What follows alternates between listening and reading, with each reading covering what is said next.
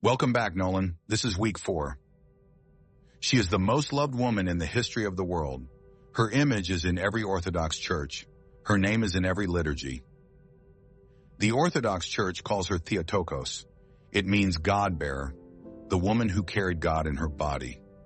2,000 years ago, an angel asked her to bear the Son of God.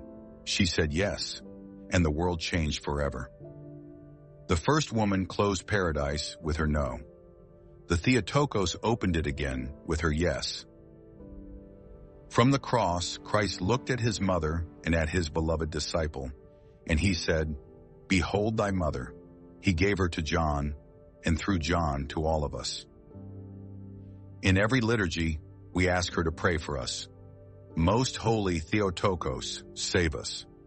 She is your mother too, Nolan.